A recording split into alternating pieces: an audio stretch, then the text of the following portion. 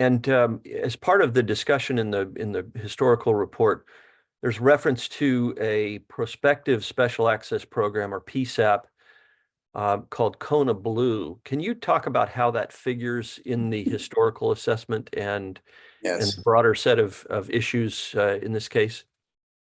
So it's well known and well documented out in the world of the story of how, Senator Reid, Harry Reid, wanted to set up a special access program with the Department of Defense to protect alleged information that the then ATIP OSAP program was supposedly uncovering, and to provide a compartment under which the alleged spacecraft could be returned to government oversight. So the big concern here from Reid and from Congress was, if this program existed, there was no congressional oversight.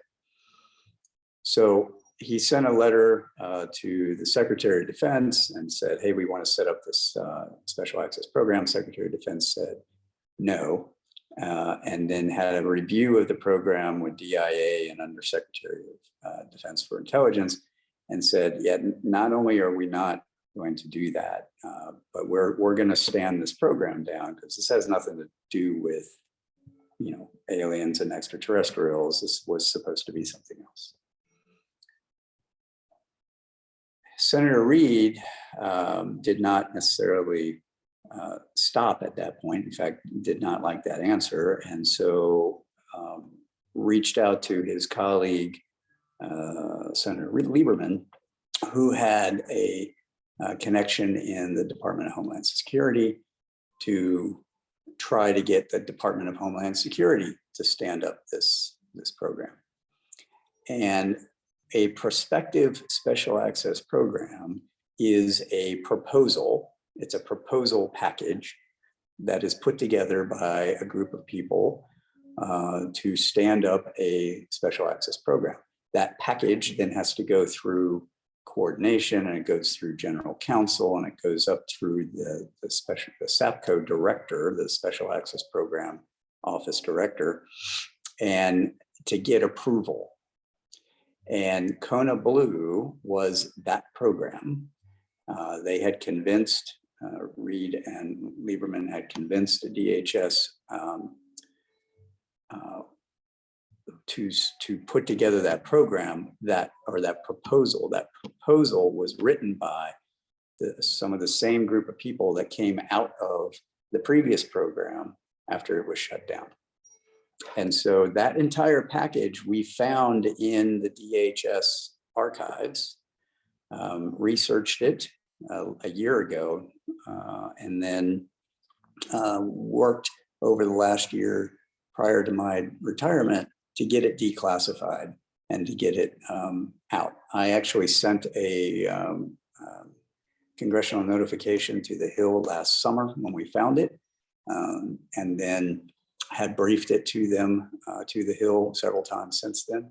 It is now out in the report, and that package is in its final review for public release. It has been declassified and is almost ready to go.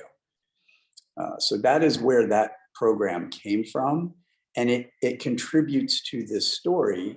Why? Because we had several interviewees come in who named KONA BLUE as the program that is housing the reverse engineering and the non-human intelligence bodies of these craft.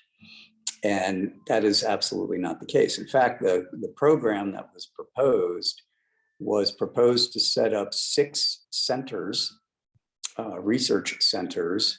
One was consciousness, one was technology, one was propulsion. I don't remember what the other two or three were. And they were all going to be run by the existing contractor. So I think that will be in the program plan when that comes out, and everybody will have that. But that's where that came from and why it contributes to this story, because then, you know, come forward in time to now, and interviewees are naming KONA Blue as one of those programs, and it's not.